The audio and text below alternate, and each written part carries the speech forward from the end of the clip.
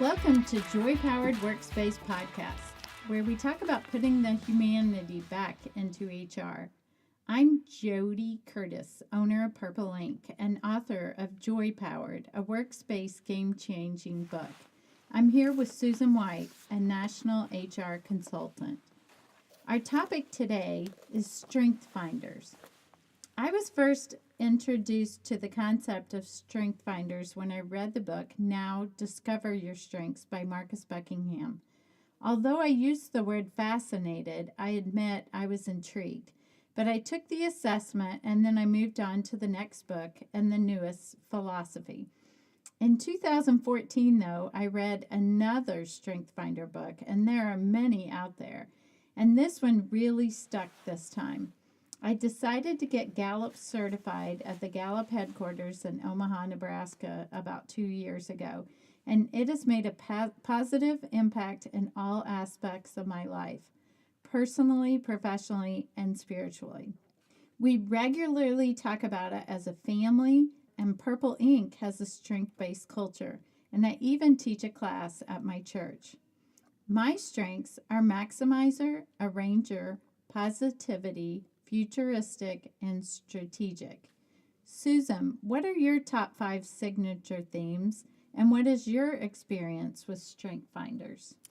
Jody, what I love about StrengthsFinders is the fact that it focuses on, what are you good at? What are your natural strengths? And I feel like that is just a really positive place to really start any type of conversation about your life, your, as you mentioned, your church, your work. I love the whole concept. So my top signature strengths are woo, which is winning others over, positivity, which I think is why I enjoy working with you, Jody, and working with Purple Ink many times, Right. maximizer, significance, and individualization. StrengthsFinders is a positive philosophy. It helps us to focus on what we do well, what energizes us, and what drives us to get things done, be productive, and to just enjoy our lives. For many, it's a bit counterintuitive, as most of us were taught to focus on what we didn't do well so that we could improve on those areas. I wish I could get back all of the hours and the days and the weeks that I have spent in corporate America where we would evaluate people and figure out, okay, where are they falling short? Let's put together an action plan and a development plan to help them get better at these things they're no good at. Wouldn't it be fun to stop and say, okay, what are the things that you are really good at and how do we leverage those? Exactly. I think the same thing. It's so natural for us. Even when I teach StrengthsFinders as a class, I still continue to get so many questions around people's weaknesses and how they can be better. It seems people grasp the concept of StrengthsFinders, yet still can't get away from focusing on the areas that are not as strong for them. I had a chance to use StrengthsFinders actually in the world of work that I found to be really effective. One of them was for a company that I was the chief HR officer for. We put together a leadership development program for our high potentials. And what we did is we pulled them from all over the organization and we gave them, divided them into 3 teams, and each of them had a project that they were going to have to, over a 12-week period, take a look at the problem and come together as a team and make a recommendation at the end to the executive management team about how do we solve this problem as a business. So as we pulled them all together, they didn't know each other.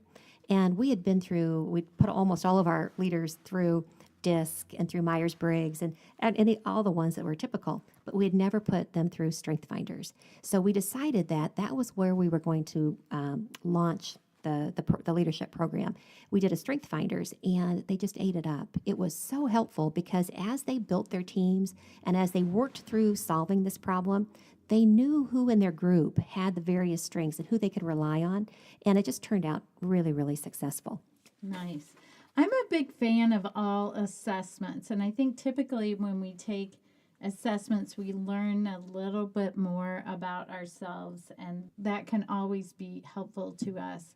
But I think the power of StrengthsFinders, which allows it to maybe stick a little bit more, or maybe this worked with your team, is that people view it as being a little less judgmental, that you're not just maybe falling into one of four quadrants or grouped into one of those four where it seems that everyone in that quadrant has the same type of personality. So I like that StrengthsFinder has come up with 34 different themes that people feel it's a little more individual to them, that they can focus on those top 5 strengths for them and partner with people who have similar or totally dissimilar strengths than what they have.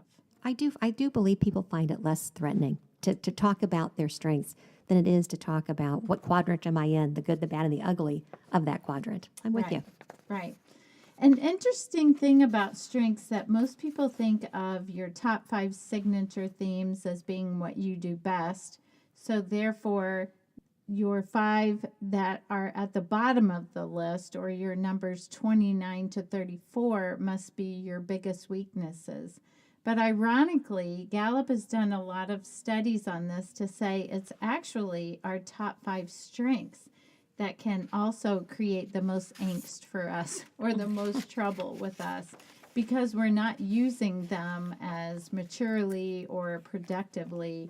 For Susan, I don't know if this happens to you, but with my positivity, sometimes people will say, well, what could go wrong with positivity? It always seems to be helpful to be positive, but I find myself being naive at times, that I'm a bit overly optimistic or overly positive, that things will always happen the way I wish them to be or think they will be. Do you have a strength that possibly works as what we might call your dark side or your shadow side, Susan? I think individualization for me, I sometimes run the risk of it being kind of a weakness.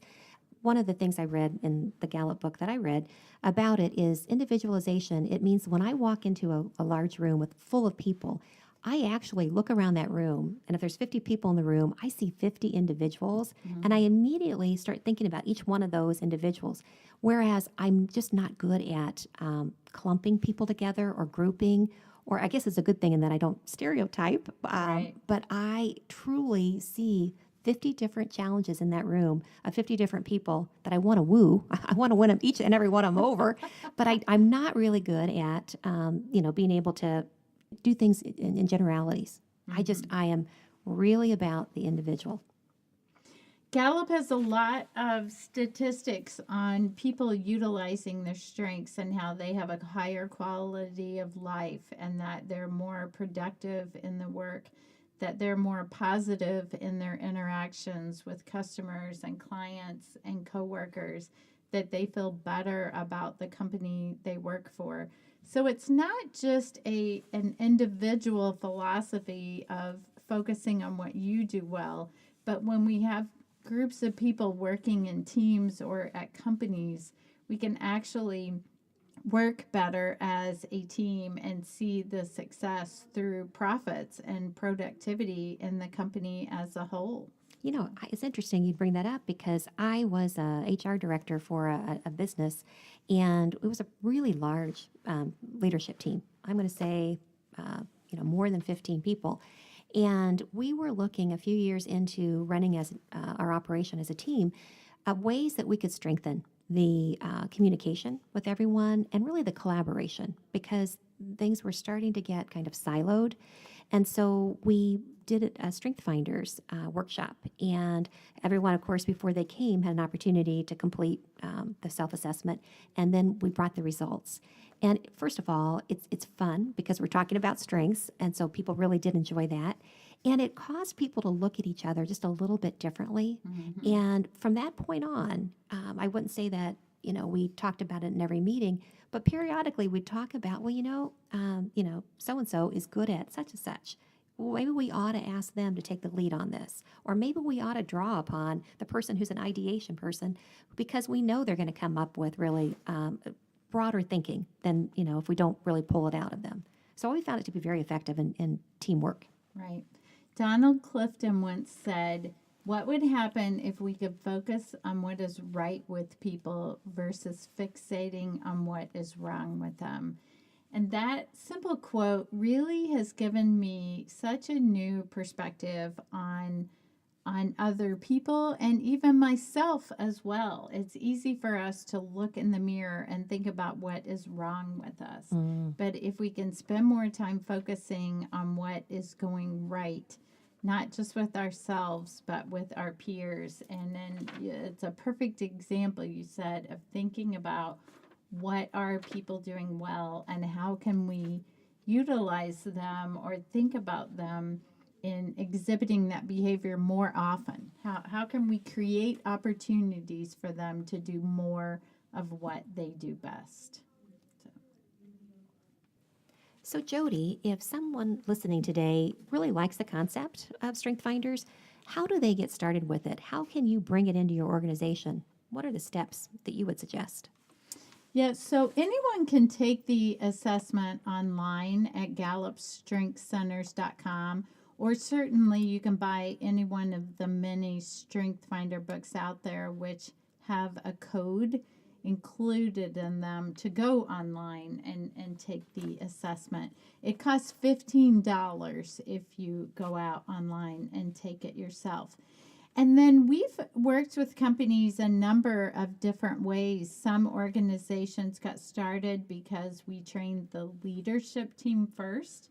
But in some organizations, we've worked with a specific department or team or a couple of small teams that work together. So I think it can start at any place in the organization. I don't think it has to start with the leadership. Certainly, if the leadership team buys into it and then can help spread and support the concept in others, that can be most effective. But we've seen it work a number of different ways. We offer an initial 2-hour workshop to just introduce people to the philosophy of StrengthsFinders, to help people understand their individual strengths and for them to start learning about the strengths of those around them or other people in the organization. A second session then would focus a little bit more on the concept of team and partnering with others and creating powerful partnerships where people can really thrive in a team by utilizing not only their own strengths, but incorporating the strengths of others as well. I also have had my children take StrengthsFinders, and has just been, I believe, has really helped me become a better parent as I understood the strengths of both my husband and my kids.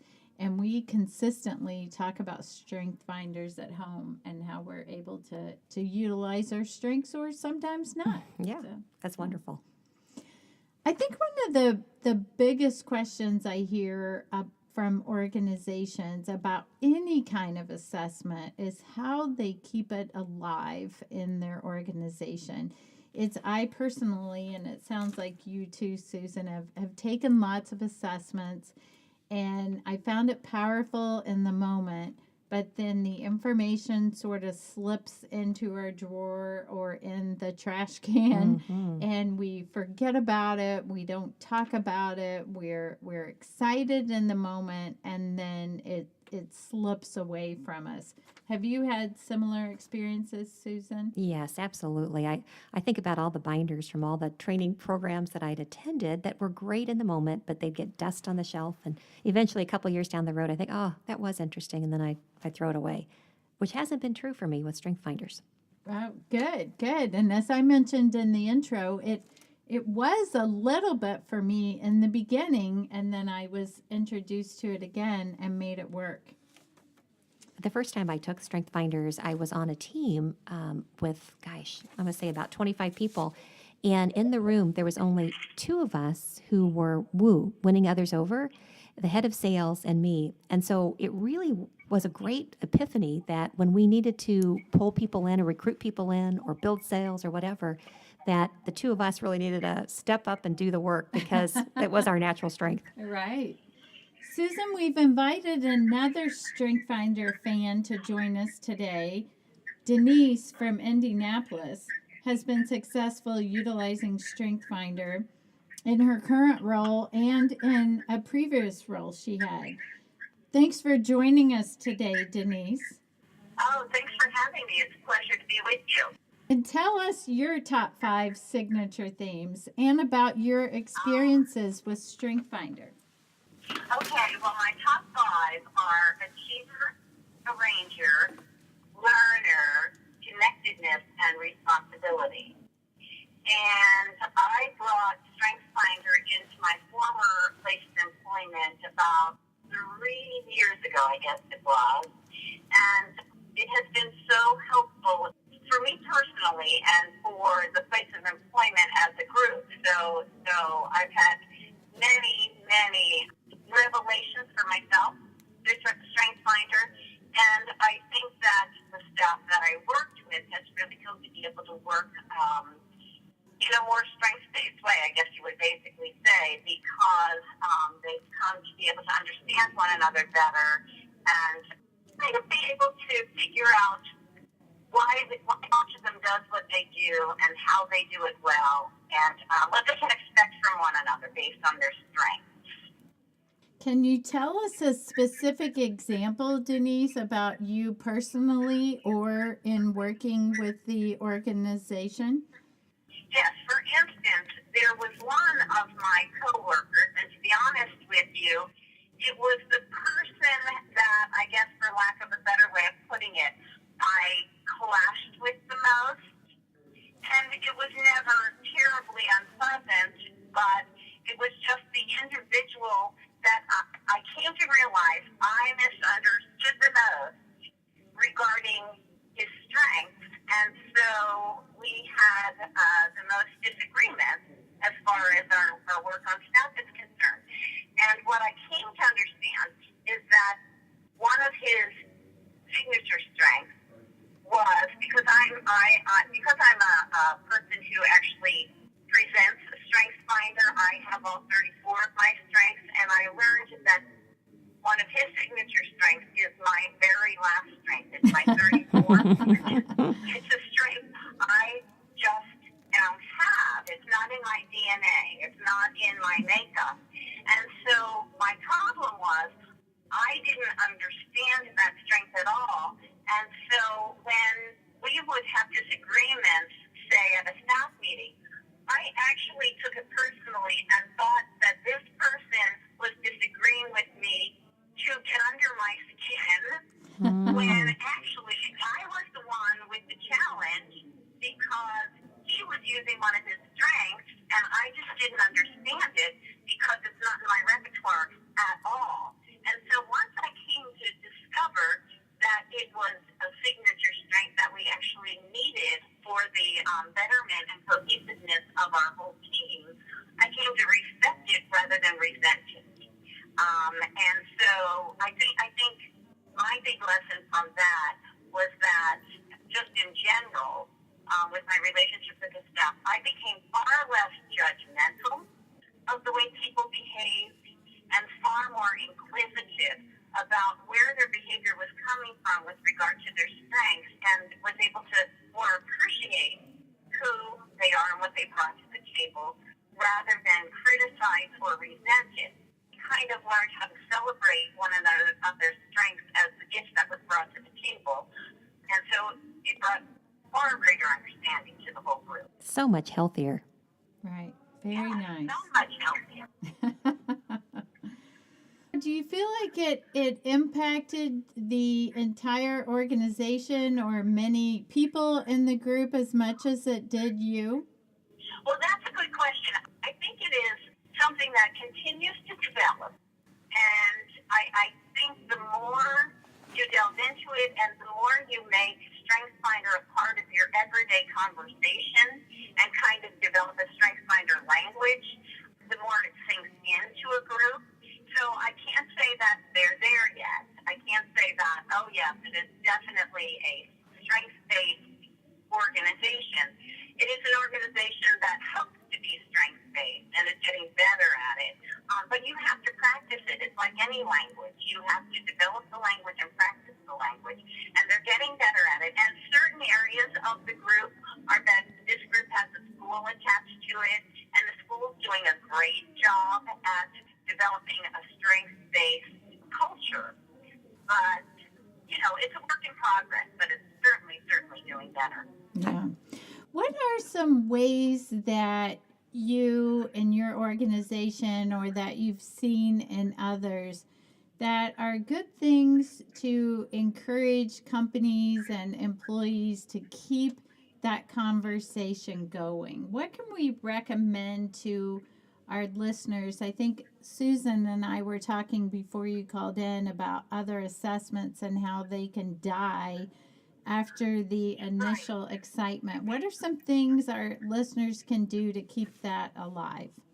I think that meetings that you have, I'm going to use the staff meeting because that's my direct experience with it.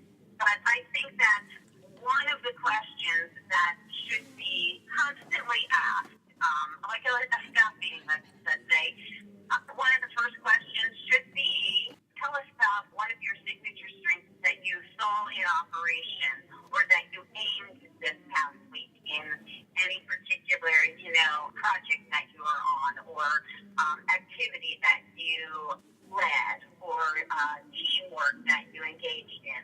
How did you see your strengths operative? And then in planning for the week, let's say you have a staff meeting on Monday, then the question is, what are the projects that are coming up this week, and which of your strengths do you intend to aim with regard to that project, and how can we help you? How can other people on this staff or on this team or in this company help you to make up for what you don't quite have, that this particular project or activity requires? Mm-hmm. So I think when you ask those kinds of questions on a daily basis, and then when you're evaluating something that you've done, what strengths did we use?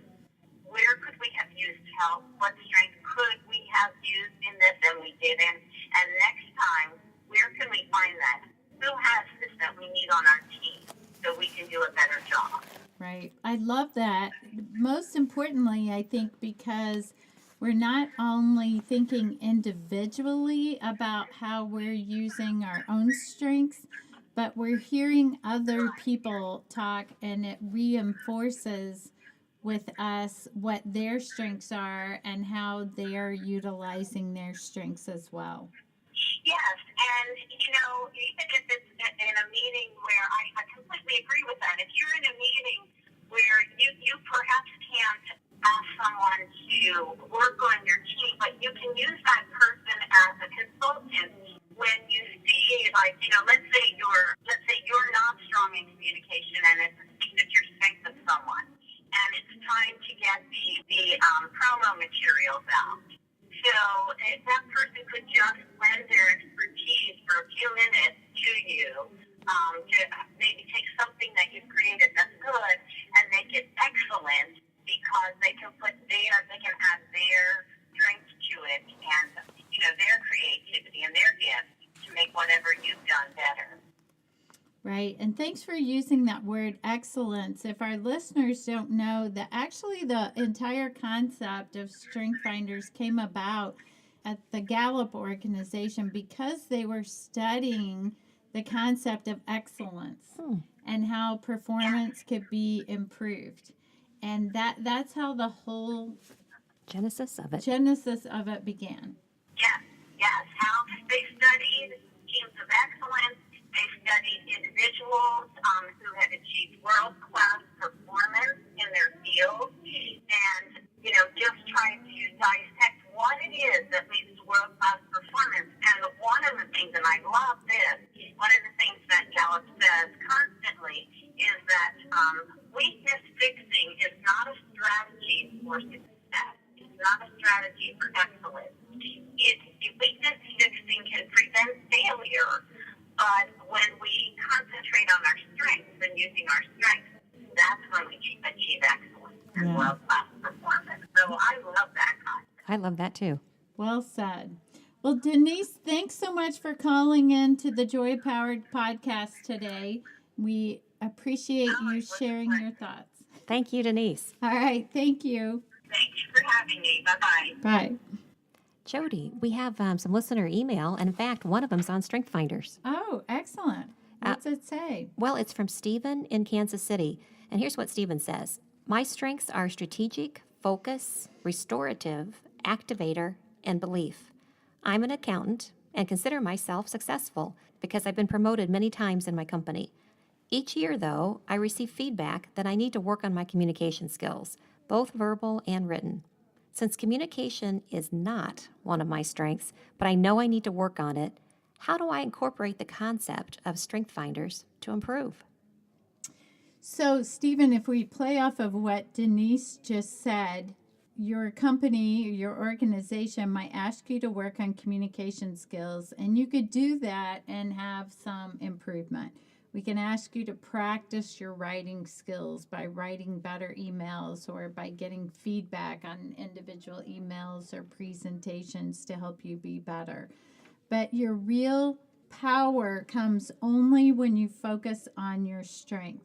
So if you think of it, even if it's just thinking of this concept via a different language or a mind game almost, to think about it as a strategic area for you, to use your strategic or your focus to help you improve without concentrating on the fact that you're working on your communication skills. Even though that might seem silly, it will energize you more to think of it. So let's take focus as an example, although we could do it with any of your 5 strengths. How might you better focus on your communication skills?